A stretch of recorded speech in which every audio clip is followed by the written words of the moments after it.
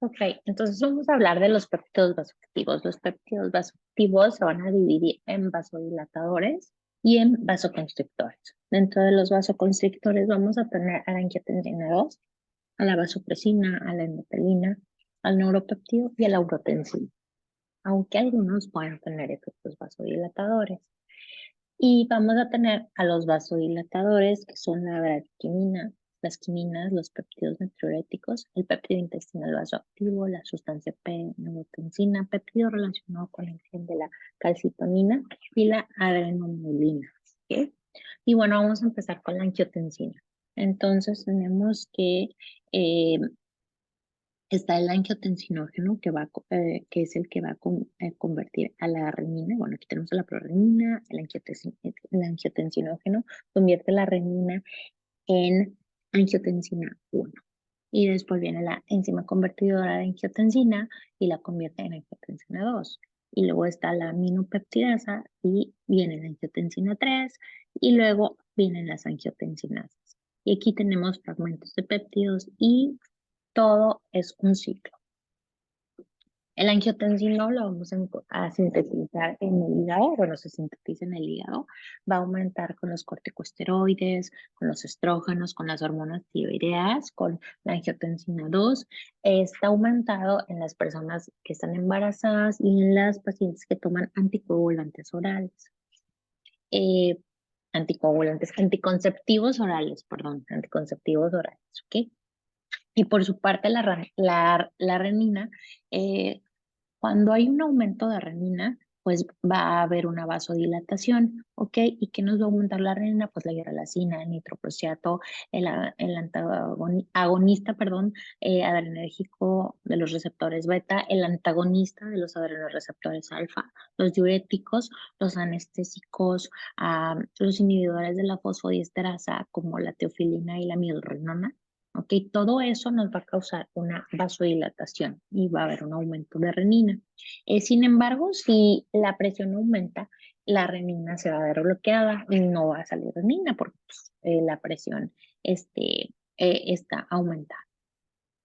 La enzima convertidora de angiotensina es, esta va a inactivar a la bradykinin eh, y segmenta las encefalinas y la sustancia P. ¿Ok? Entonces, eso es lo que va a hacer la enzima convertidora. Y por su parte, la angiotensina 2 va a regular el equilibrio de líquidos y electrolitos, la presión arterial, al aumentar la presión sanguínea por contracción directa del músculo lisovascular, especialmente arteriolar. Va a sintetizar y liberar aldosterona, glucocorticoides, va a reabsorber sodio y va a inhibir a la renina. ¿Ok?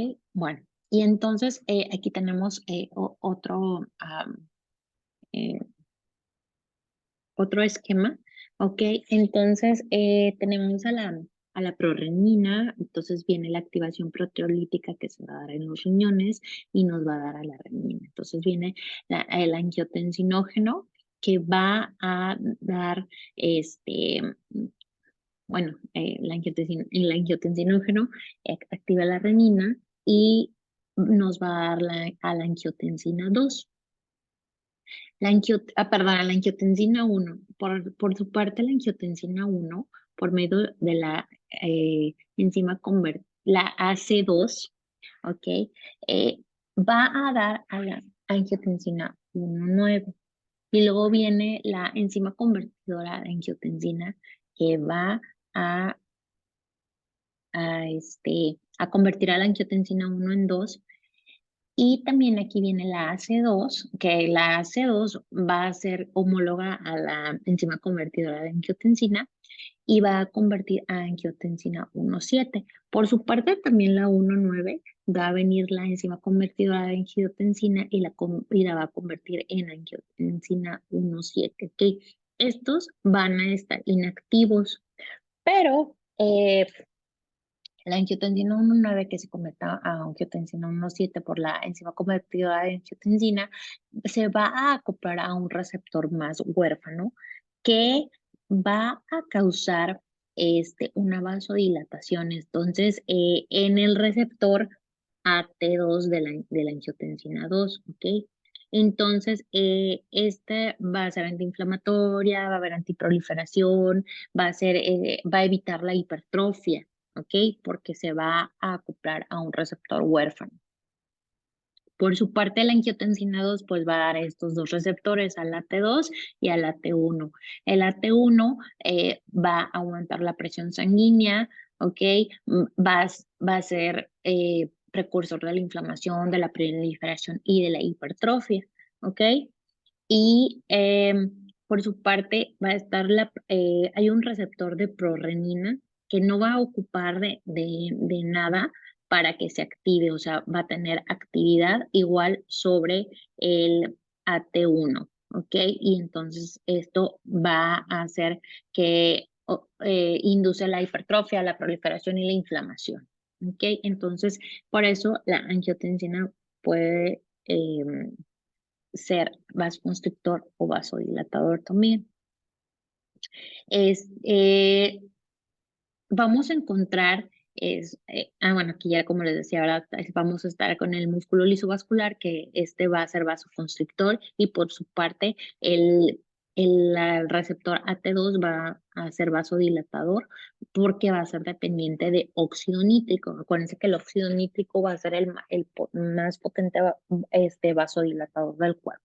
Y vamos a tener a los inhibidores de la renina que van a estar aquí, los antagonistas del sistema renina-angiotensina-aldosterona. Vamos a tener también a los beta bloqueadores adrenérgicos y al inhibidor de la renina, ¿ok? Que tenemos un solo medicamento que es el alistireno. En todos los antagonistas del sistema renina-angiotensina vamos a tener a los IECA, que está el captopril, el enalapril, que va a disminuir las resistencias vasculares sistémicas, va a aumentar la frecuencia cardíaca, va a promover la natriuresis y va a disminuir la mortalidad en los pacientes con insuficiencia cardíaca. Recuerden que está contraindicado, eso va a ser pronto examen en mujeres embarazadas porque aumenta la muerte fetal. Va a producir todos, recuerden, okay, los IECA, ¿por qué? Porque va a haber un aumento de la bradiquinina.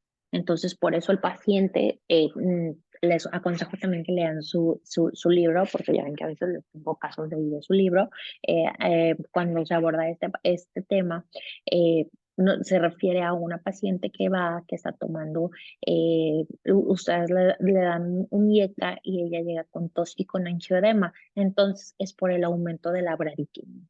También vamos a tener a los ADA2, que está el losartán, y los beta bloqueadores adrenérgicos como el propanolol y el inhibidor de renina, que les decía que es el alisquireno. Entonces, los beta bloqueadores y el alisquireno, estos van a bloquear la renina, ¿ok?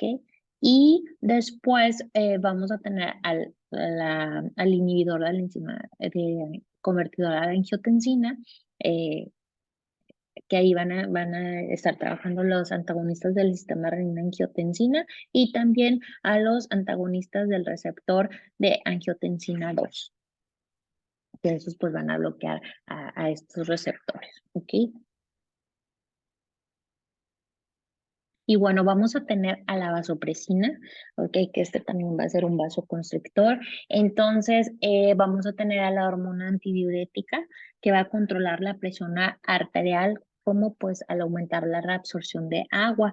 Este va a tener tres receptores, el BA1 que va a tener una acción vasoconstrictora, el B1B que va a mediar la liberación de la hormona adrenocorticotrópica y el B2 que va a mediar la acción antidiurética, ¿ok?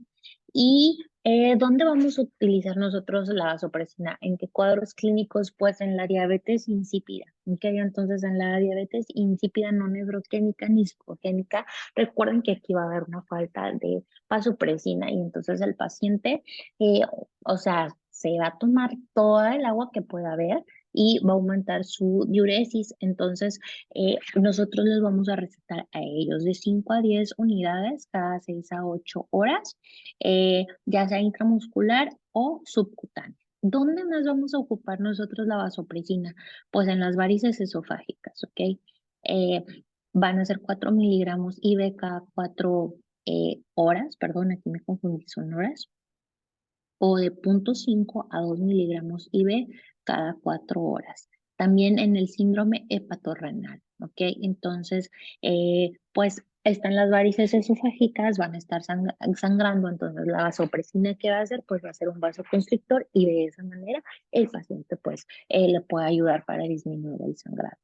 Vamos a tener al tolvaptan, ¿ok? Que va a ser un antagonista del B1A y entonces esto lo vamos a utilizar en las hiponatremia. Aquí tenemos pues a la vasopresina, aquí les presento a la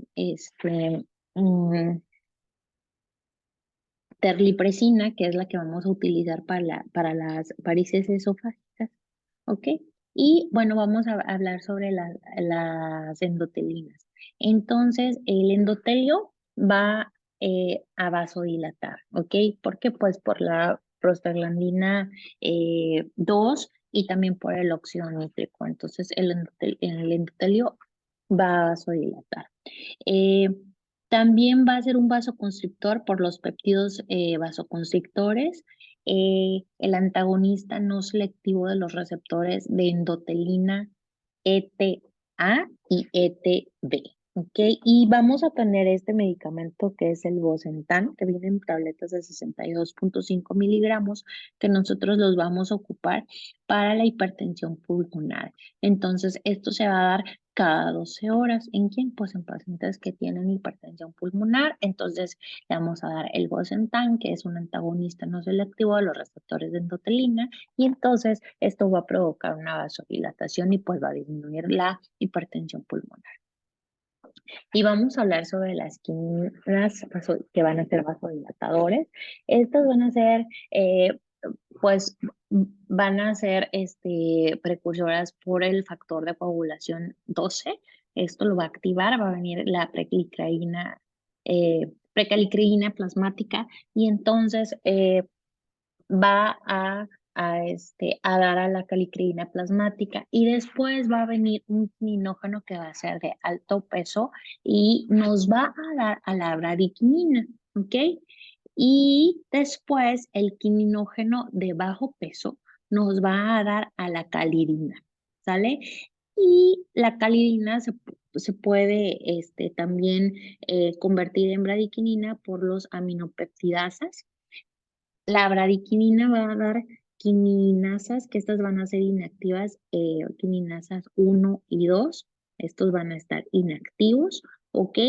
Y después, pues ya se van a evolver en calicreínas tisulares y en precalicreínas tisulares y todo va a volver a ser lo mismo. Entonces, la bradiquinina y la calidina van a ser las quiminas más abundantes en el cuerpo, luego las más conocidas, ¿ok? Eh, el quininógeno de alto peso, va a estar sobre todo en el plasma, va a ser la calicreína plasmática, se va a almacenar más ahí y el quininógeno de bajo peso va a ser en la calicreína tisular, ¿ok? eh, pues va a haber mayormente en el plasma vamos a encontrar a la bradiquinina y en la orina vamos a encontrar mayormente a la calidina. Pues van a causar una vasodilatación arteriolar en el músculo esquelético, también va a haber vasodilatación, aunque en el riñón, en el hígado y en el intestino va a activar también a la proinsulina y a la renina. La bradiquinina es la que va a causar esta respuesta inflamatoria que es rubor, calor, tumefacción y dolor cuando hay un proceso inflamatorio. ¿Ok? Y bueno, va a tener un papel muy importante. Este caso también lo pongo en el examen y lo pregunto. ¿Ok? Este es un angioedema hereditario, que va a haber una deficiencia del inhibidor C1 esterasa que va a activar a la calicreína y pues si si activa a la calicrinina, pues por ende va a activar a la bradiquinina y entonces vamos a tener este problema, ¿ok? Es un angioedema hereditario. Y pues nosotros a estos pacientes les vamos a dar Icativan, que es una solución inyectable que viene en 30 miligramos en 3 mililitros. Le tocarían 30 miligramos, ya sea subcutánea o lo pueden poner también alrededor del ombligo. Y este medicamento es un inhibidor de la quinina. Entonces, con estos pacientes debemos de tener mucho cuidado porque al tener una deficiencia del inhibidor C1 esterasa, pues nos pueden caer en un shock anafiláctico y después la muerte.